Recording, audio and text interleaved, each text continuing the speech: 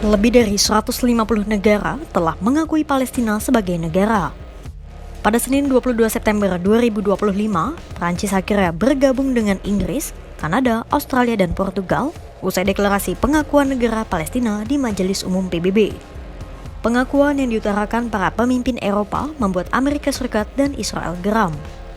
Bahkan Trump saat pidato di depan Majelis Umum PBB pada Selasa 23 September 2025 belak-belakan menolak mengakui Palestina.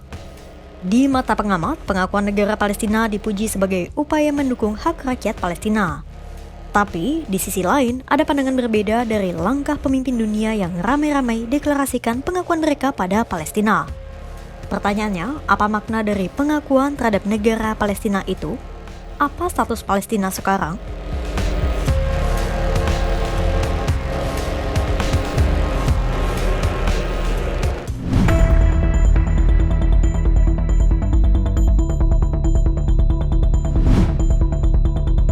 Melansir Reuters pada 23 September 2025, kini sudah ada 150 dari 193 negara anggota PBB yang telah memberikan pengakuan terhadap Palestina. Pada Minggu 21 September 2025, Inggris, Kanada, Australia, lalu disusul Portugal menyerukan pengakuan mereka terhadap negara Palestina. Lalu pada Senin 22 September 2025, di sidang Majelis Umum PBB, Presiden Prancis Emmanuel Macron mempertegas sikap negaranya atas pengakuan terhadap Palestina. Hanya segelintir negara Eropa dan Baltik, serta Korea Selatan, Jepang, dan beberapa negara lain yang belum mengakui Palestina. Meski pengakuan negara Palestina menggema kencang saat ini, namun tak lantas memuluskannya langsung sebagai negara merdeka. Para pakar pun punya pandangan yang berbeda menanggapi gelombang pengakuan Palestina yang membuat Israel dan Amerika Serikat bersitegang dengan sekutu besar di Eropa. Ada yang optimis, ada pula yang skeptis. Seperti apa para ahli memandang pengakuan dunia terhadap negara Palestina?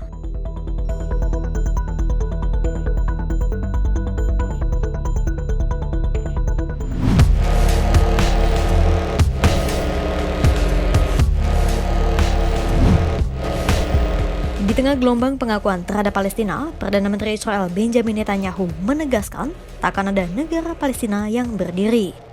Itulah mengapa ilmuwan politik Palestina, Rida Abu Ras, merasa gelombang pengakuan itu penting karena menunjukkan bahwa dunia menentang Netanyahu. Ras menyampaikan kepada Al Jazeera bahwa gelombang pengakuan itu bisa membuat Israel kian terisolasi. Pakar hukum Universitas Cambridge, Merriweather, juga menyampaikan pada USA Today bahwa pengakuan itu bisa dimaknai sebagai penyangkalan terhadap Netanyahu. Artinya, negara-negara semakin mendukung terwujudnya solusi dua negara. Pengakuan Palestina akan memperkuat posisi globalnya. Selain itu, pengakuan juga akan meningkatkan kapasitasnya untuk meminta pertanggungjawaban otoritas Israel atas pendudukan. Mengakui Palestina juga dapat meningkatkan tekanan pada kekuatan Barat agar mengupayakan solusi dua negara. Melansir USA Today, sarjana hukum internasional Universitas Flinders Australia, Rowan Nicholson, juga mengatakan bahwa pengakuan itu penting bagi misi diplomatik Palestina. Dengan adanya pengakuan, maka pintu bagi pengembangan hubungan diplomatik akan terbuka, mulai dari pembentukan kedutaan besar hingga membuat perjanjian kerjasama bilateral. Dengan pengakuan itu, otoritas Palestina atau PLO yang dipimpin Presiden Mahmud Abbas bisa lebih luas menjalankan misi diplomatiknya. Misi diplomatik PLO di negara-negara yang mengakui Palestina bisa ditingkatkan statusnya menjadi kedutaan penuh. Inggris bahkan telah mengumumkan akan menunjuk Hussam Zomlot sebagai duta besar Palestina untuk Inggris. Langkah Inggris ini penting mengingat negara itu berperan besar dalam mendirikan negara Israel modern di masa lalu. Meski demikian, delegasi perwakilan Palestina tetap tak memiliki hak suara di PBB dan hanya hadir sebagai pengamat. Karena Amerika Serikat berulang kali menggagalkan upaya menjadikan Palestina sebagai anggota penuh PBB dengan vetonya. Intinya, mengakui Palestina bisa membuat Israel semakin tertekan, status diplomatik otoritas Palestina di dunia internasional menguat, dan memperjelas pentingnya solusi dua negara. Namun, apakah semua itu cukup?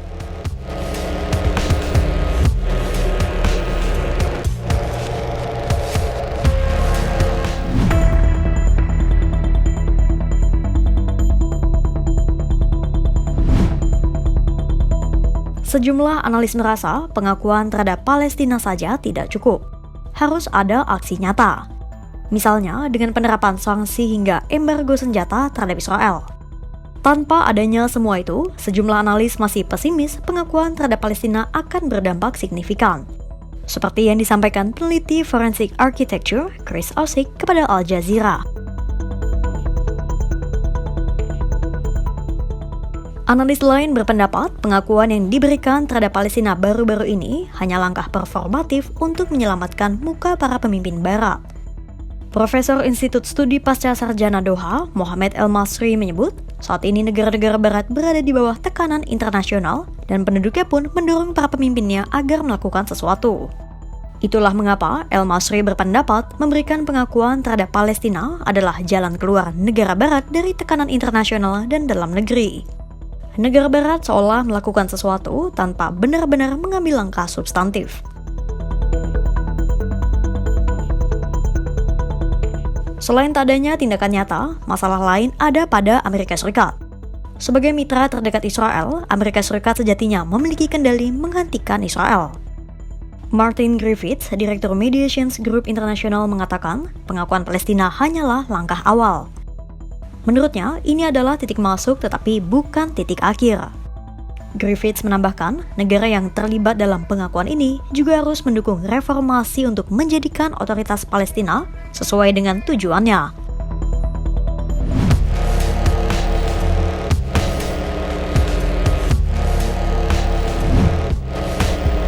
Jalan Palestina menjadi negara yang diakui kedaulatan dan kemerdekaannya masih panjang.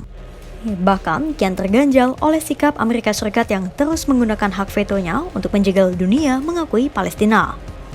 Ketika sekutu-sekutunya lantang mengakui Palestina, Amerika Serikat masih bersikukuh pada sikapnya. Melansir Reuters, Presiden Donald Trump justru mengecam negara-negara Barat yang baru mengakui Palestina. Trump mengecam gelombang pengakuan terhadap Palestina itu karena membuat Amerika Serikat tampak semakin terisolasi lantaran memberikan dukungan terhadap Israel. Hal itu Trump sampaikan dalam pidatonya di PBB pada Selasa 23 September 2025. Sama seperti Netanyahu, Trump menyebut gelombang pengakuan itu sama saja seperti memberikan reward pada teroris.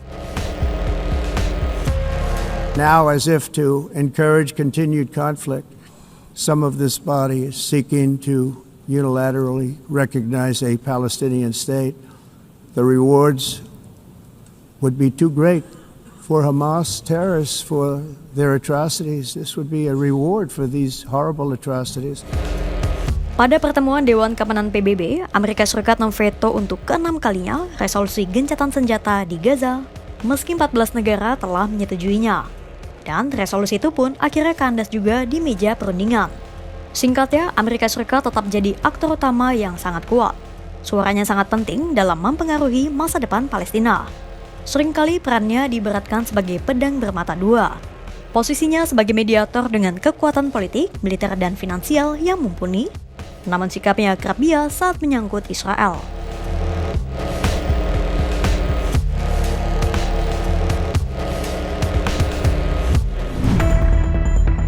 Gelombang pengakuan dunia terhadap Palestina memang menjadi titik balik penting dalam perjuangan diplomatik rakyat Palestina. Dukungan ini memperkuat legitimasi mereka, menekan isolasi Israel, dan mengirim sinyal kuat tentang pentingnya solusi dua negara. Namun pengakuan saja tidak cukup. Tanpa langkah nyata seperti penghentian pendudukan, sanksi, atau mekanisme perlindungan bagi warga sipil, status Palestina hanya akan tetap simbolis di atas kertas. Amerika Serikat pun masih kekeh dengan pendiriannya menolak mengakui Palestina, yang artinya secara global, status sebagai negara merdeka masih jauh bagi Palestina. Lantas, bagaimana kelanjutan perjuangan Palestina? Pantau terus perkembangannya hanya di kanal YouTube Kompas.com.